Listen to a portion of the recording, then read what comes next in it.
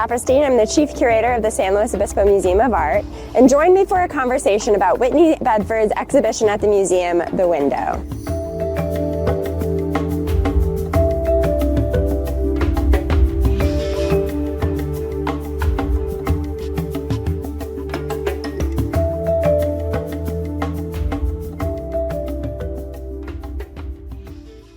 Welcome. Thank you so much for coming tonight. My name is Emma Saperstein. I'm the Chief Curator of the San Luis Obispo Museum of Art, and here to celebrate with you the awesome opening that's taking place tomorrow of Whitney Bedford's show at the museum, The Window.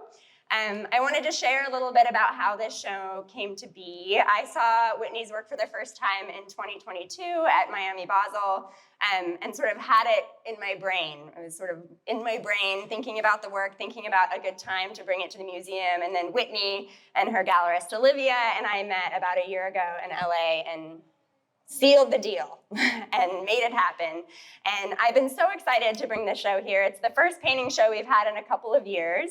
Our preparator, Taylor, is very excited because painting shows are so much easier to install than anything else we've done for a while. And it just feels like the right moment, the right time, the right space to have Whitney's show with us. It's her first museum show, solo museum show ever.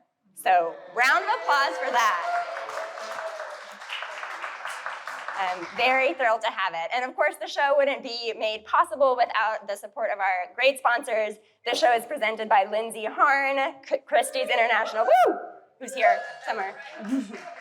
Christie's International Real Estate Sereno, and supported by David Richards, KSVY, and Hotel SLO. So now you can clap. Woo! We have some work. Whitney sent me a slideshow that had, as a starting point, 250 slides. She has made a prolific amount of work in her career, and so we sort of selected work that's connected to the show that you'll see tomorrow. Everything's on a 1-minute timer, so you'll get to see a lot of images. We might reference them in our conversation, we might not, but you'll get to sort of be washed in Whitney's work over the years. And then of course, if you have specific questions about specific pieces that you see, you can feel free to call those out. I'm hoping that this can be a real conversation, of course, between Whitney and I, but if you have any questions during our conversation, just raise your hand, shout it out, and I'll repeat it in the mic so everyone can hear. I'm gonna read Whitney's bio because she's so impressive, and then I'm gonna let her sort of share a little bit about herself for us. So Whitney Bedford received her MFA from the University of California, UCLA in 2003. She was the winner of the 2001 UCLA Hammer Museum Drawing Biennial and received a Fulbright Graduate Fellowship in 1999.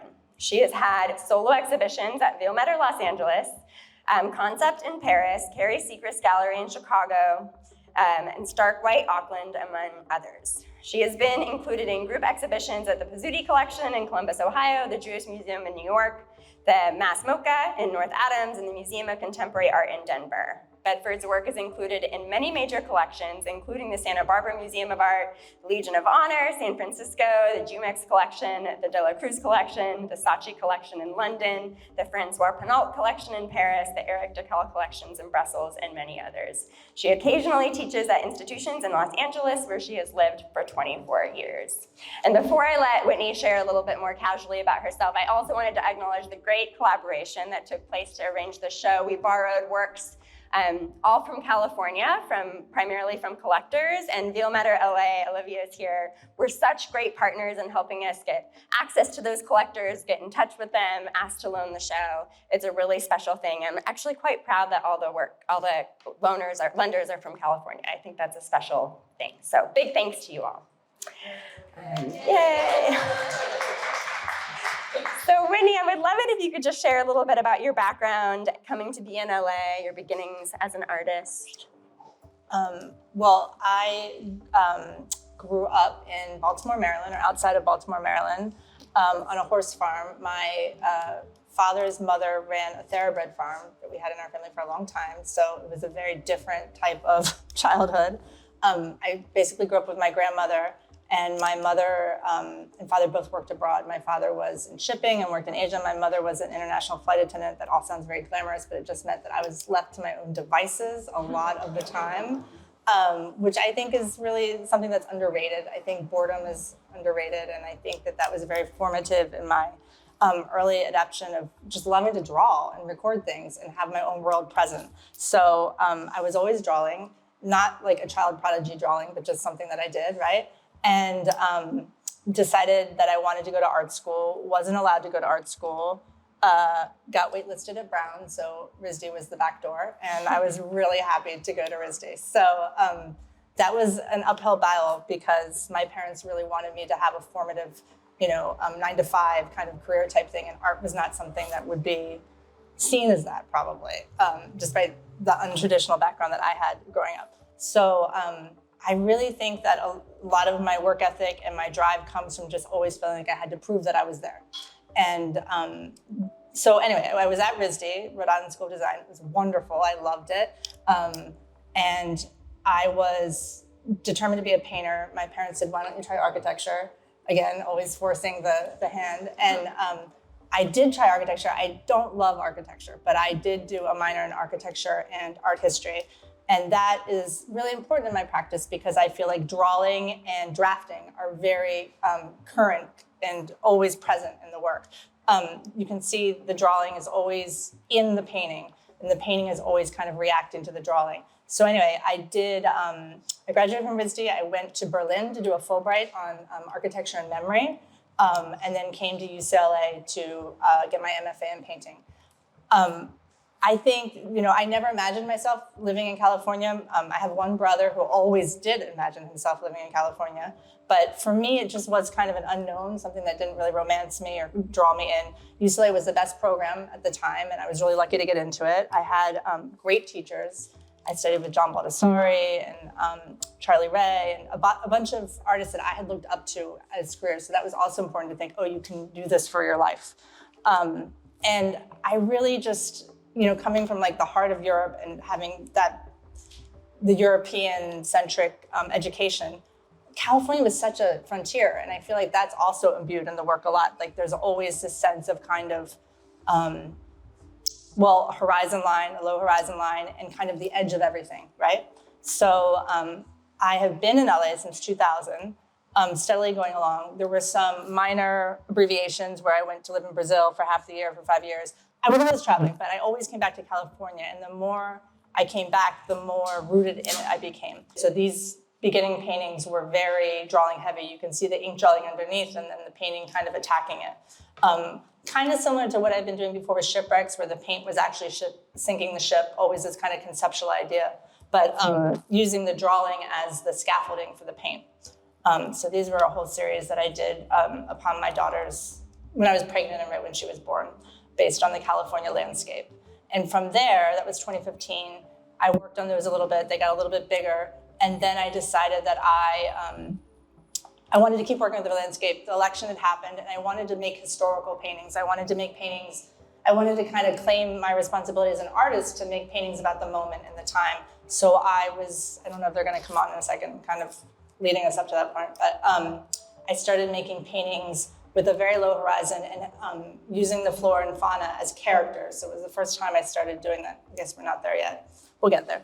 But and mocking them up as historical references. So in other words, I would look at like the signing of the Constitution or Washington crossing the Delaware, paintings that were important in our cultural history, and using them as kind of blueprints to make contemporary paintings. They had nothing to do in their manifestation or in the way they looked about the signing of the Constitution or whatever, but I used the mock-up, the geography of the painting to kind of situate my characters and do them.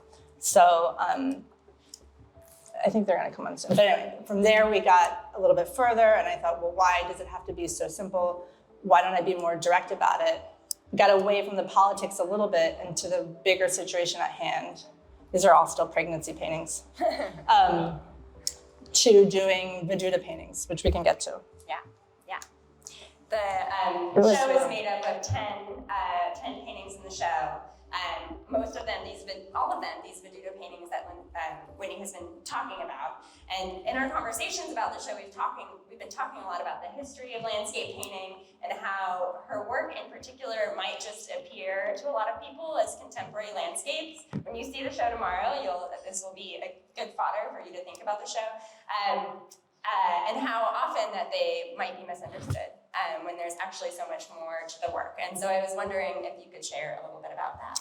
This is where I started to tape them out too. So I don't know if you can really see it on these, but what I would do to make them is I would do a flat color, and then I would draw in ink what you see there, and then would use very low tack tape to mask out the image and then paint on top of it. You can see them a little bit better here. So you get this really warped kind of idea of space. And I started to take that into the next level of it. Yeah. Something I should know when we're kind of flipping through these is that like I'm really obsessed with color. And I don't know if it's coming across in these, but that's really my favorite thing. Always doing shipwrecks. Like I said, my father was in shipping, so I grew up around a lot of naval paintings and a lot of, I love that painting. This is called couples therapy. It's called couples therapy? Yeah. It is what it is, yeah. Yeah, this is another one. A lot of drafting again. Anyway, so I always grew up around naval painting and horse painting. So this is always kind of going back to my roots a little bit too. So much work, my goodness. Okay, so yeah, here we go. This is the start of the videos. So I decided to start using, instead of flat color backgrounds, to look at historical paintings that had made an impression on me. To use as the background. So if I was already using this, I decided to use the flora and fauna on a stage instead of just having a low horizon, put them actually on a stage or a diorama or almost like a Francis Bacon cage looking out at something and looking out at a painting that was relative to me. So this is the Mauna Lea painting. I can't remember who did this right now. That's so embarrassing, but it was, I think it might have been Church really early on. So I started taking paintings that were interesting to me in the study of landscape and using variations of them. So for instance, I completely changed the colors. I completely changed, maybe I edit out the background, like there was more or whatever, and I use it as a scenic backdrop for my flora and fauna in front. So these were like very early adaptations and I was trying to figure it out in the stage. Are they looking out or looking in, that kind of thing. This is a good time for me to ask the question you asked me not to ask. Yeah. About the difference between appreciation and appropriation in your work, that you're taking these historical photos by old masters, making them your own. Can you just speak to that a little bit? Well, I think that I think of them as studies, right? So they are our background, they are our landscape. So I'm kind of, this one isn't so obvious to see it, and so I'm sure it'll flip soon. But so I'm taking this painting in the background that I saw at the National Gallery and using it as the scenic backdrop for my painting. So it's a way of developing a conversation between my flora and fauna and landscapes of our past. And my motive for doing that was, one, as a student of art history, how do I make this space happen? And two, the original ambition was, it was a commentary on where we are looking at landscapes of our past. So kind of like an echo or a siren call for climate change, saying, we have this really weird landscape now and we're romancing what it was and the difference between them, the tension. And with that tension is also like the drawing of the present flora and fauna, so the figures in the foreground and the lush painting in the background. So always this tension between drawing and painting and now and the past. Yeah. In terms of appropriation, I think, yes, I edit a lot. I use Photoshop to change things I don't want. I change colors, but I think that is a study, essentially. But I think they're also popular and successful, not only for me, because it gives me a challenge of like, okay, how do I paint that? How do I do that? And how do I want to change it? But also they're somewhere reminiscent in people's collective consciousness, like, oh, I think I've seen this painting before. I think I know that because I am playing the hits. I'm picking paintings that we know and remaking them. I think as an artist, there's a lot of spotlight on being original, and original is just obsolete. Like there's nothing original anymore. So, and I'm not saying that as like a nihilist, but I'm just saying like all artists steal. And so if I'm more overt and more creative about that part, I can imbue it more. A lot of your images have a sense of wonder and beauty, these gorgeous landscapes, but also a sense of sort of ominousness, disruption. Can you speak a little bit about those contrasting dichotomies in some of your work? I mean, I just think it's the temperature, right? It's like where we live right now. It's like the best of times, worst of times, right? So I think sublime is very relevant, this kind of beauty of destruction. And I think maybe that's also a way to call out, like, this is bad. This is really bad. But it's also beautiful. So the title of the show is called The Window. And I'm wondering, sort of, as we've been talking about, whether you can share a little bit about the nuances of landscape, your engagement with art history, the idea of the window, why it sort of shapes the work that's in the show and your practice at large. I think the window is a great device. I read a lot about it, about how Bernard always used the window as a way out, and later in his life he was getting closer and closer, so the window became less obsolete and he went from the outside to the inside, and also how Matisse always used it as a framing device within. So I feel like and I mean, you could go back to like Fra Angelico and all the architectural devices and apparatuses and tricks painters use to kind of guide your eye. But I think for me, it was a way of situating the audience and the character in the painting together. So I don't know, but there are also a lot of easy answers to that too. Like, I live in a modernist contemporary house that has glass windows like this. So I feel like it's very autobiographical. Like, I've metabolized that. There it is all the time. Yes. Yeah, you just want to share a little bit about the process, about the taping, the extensive taping, the Sure. stressed out assistants. Yeah. These little ones aren't so bad with the process. I mean, they all undergo the same process that I've been evolving for the last 5 or 6 years. But essentially what happens when I make them is as a painting teacher, I always teach my students to work from the background to the foreground. In my own practice, I do the complete opposite. I do the foreground and then go to the background. And the way I accomplish that is, like in this painting, I would start with that fluorescent green color. I would draw the trees in, and then my assistant comes behind me and uses like a low tack blue tape to mask out the green trees, so that the green trees are then kind of hidden from the paint. And then I would put the lines in that color, tape those lines out, and then do another layer of color, a flat color, where I would draw in the painting that I'm gonna do. So you can see the black lines there. Again, using drawing is super important in the whole process, because the paint is always working in conjunction with or kind of fighting against the drawing. So I draw it, paint it, and then finally I untape it. Can you talk a little bit about your teaching practice and how or whether that informs your painting practice, how you see those two fields connecting, what you love about teaching? That's interesting. I don't think I've ever thought about that in a talk before, but I think the thing I love most about teaching is teaching color, because I love to talk about color and how color works and how color is really the great disruptor. But I think it's an interesting time to teach because I think students now have a lot of pressure to be a brand, and I don't know that that is sustainable. So I'm constantly trying to think of how to give students the tools to create the flexibility in a language to keep going. Yeah. Where are you teaching right now? I'm not teaching at the moment, but I usually teach at Chapman in Orange County, and I have taught at several UCs. Yeah. And I think this generation is very emotional in ways that we weren't allowed to be 20 years ago, and I think just very reactionary without any way to express it. And I also think that the world is very visual now, and to foment a visual language is more important than ever. Yeah. Thank you. We have about 10 minutes or so left. And does anybody have questions for Whitney? Yes. How did you go from being yourself and putting yourself in the painting versus having an assistant to come through and do the work for you and then own that? So how did you go from making all your own work and then having an assistant follow you in the practice? You mean like the uncomfortable situation of having someone else's hands involved in the product? Yeah, it's weird, but it's something that isn't creative to me. It's kind of manual, so I feel like it's okay. And it lets me, I mean, if I had to do all of that myself, I would never get anything done because they just take so long.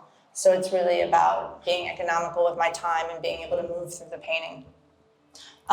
This big painting here that's at the De Young Museum, I think that took like 2 or 3 months to make, but it definitely, a month of it was at least taping that big tree, and then another 3 weeks probably to paint and all that stuff. But it is strange, and I also feel kind of reflective about it. Like I have one person that comes in and helps me lay out the paint. Sometimes like I'll start the painting and then I'll come in and keep working on it and do the things I want to do to it and that kind of thing. And I felt really gross about that in the beginning, and I wasn't sure about it. But then I thought, people have been doing this for ages, and it's still my direction. And I also got a little bitchy about it and was like, no one would ask a man that. That's weird, right? So I have all sorts of emotions about that. But at the end of the day, they're my paintings, and I've been over every single thing on them. So I feel it's a slippery slope, you know? Like also, like, are they really my paintings if I'm using someone else's painting as a background and touring it, you know, kitting it out and doing this? I think I am because, I think they are my paintings because they're all my decisions and they're all my references and all my reflections. So I don't think they could be any less my painting. Yeah, I hope that answers your question. Yeah. It is weird though to have other people working with you. You have to be really responsible for your time, and you can't play solitaire just on your own. Like you have to be looking like you're working all the time. Yeah. Yeah. We talk a lot about reflections in your paintings, so I want to know what's kind of the most reflective part of the process, or what's kind of the most impactful part of your kind of 8 steps to get to the complete painting. It's the drawing for sure, because the painting is really like problem solving. Like I know what I want, so I'm trying to get there. Whereas the drawing is much more intuitive and like, I think it should be like this or like that. The weeping tree is one tree that I keep using over and over and over again. I mean, it's kind of funny. I saw this tree in Paris, outside of Paris, in a golf course in Versailles when I was pregnant, and I was throwing up, and the tree was right there, and I happened to take a picture of it. And I went back and looked at it later, and I was like, this tree really speaks to me. And it's like no rhyme or reason to it, you know? But for whatever reason, like that's the tree that I'm using, and that's what I feel identified with. Yeah. Anyone else? Yeah. Can you talk about the color math process, if that's like an intuitive process or actual technical math? Math. I say color math. Color yeah. math. And my students are always like, do we actually have to do math? And I'm like, not really. But it is foundational on color theory and like, you know, analogous colors and complementary colors. So like the blue and orange, you know, I'm trying to create high dramatic moments. So I will use complements against complements or, yes, so it's a little bit of math in terms of you know what will click with what, but it's also intuitive. I really grew up with a lot of color. I was telling someone today, like my mom had like, you know, green walls and orange carpet, and you're like, what? Like who would do that now? So I think that I metabolized a lot of that. But I also just feel like color is the thing that we respond to first. So I love it. Anyone else? Any other questions?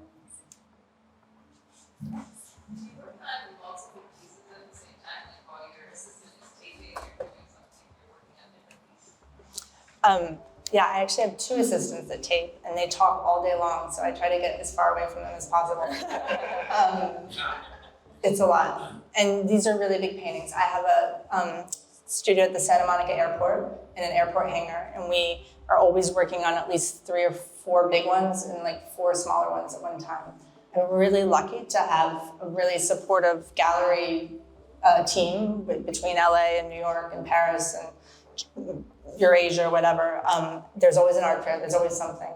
And I'm really lucky to have deadlines. And so, yeah, we're always working on multiple things at once. Where that becomes a problem is like making mistakes. I think it's really important to have errors and learn from them and what have you. And I think that when you're working on multiple things at once, you kind of have that opportunity, but you're also more honed into the idea of making a product. And I don't know that that's completely healthy.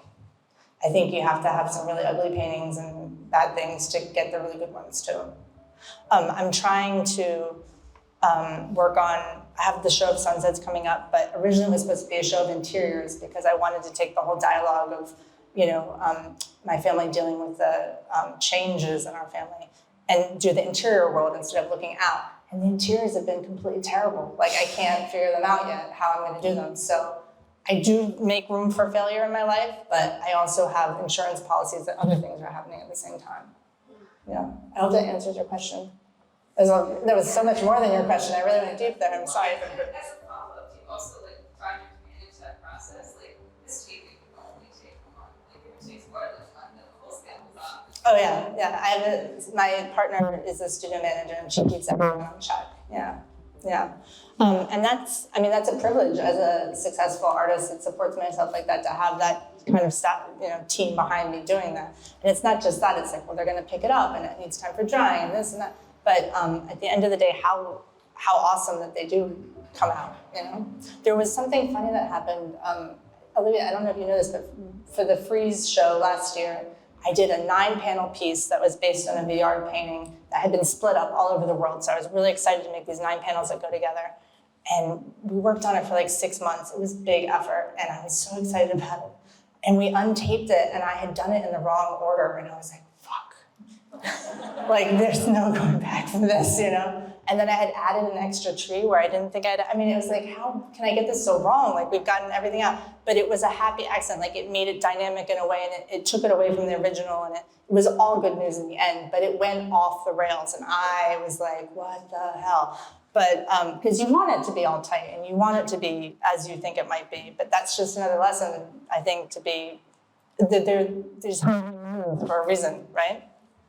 And I'm really happy about the accidents now, so it did work out, but yeah. Any last questions before we wrap up? No? Well, thank you so much, Whitney, Thank you. for this conversation, and all of you for coming. The show opens to our members tomorrow, 6 to 8. Please come. We always do a docent tour on Saturdays, and I'm giving the first one because I can't ask our docents to prepare for a docent tour in 2 days. So please do come to that if you missed the opening on the member preview. And the show is up till February, so there's lots of time to spend in the gallery, to come look at it, to come back and look at it again. And please give us our feedback. We typically do our artist talks on Saturdays after the show is sort of open. This is a new experiment for us. We're excited to hear whether this is really helpful for you as you engage the show tomorrow, or what your thoughts are about timing. So thank you so much for being here, and see you tomorrow.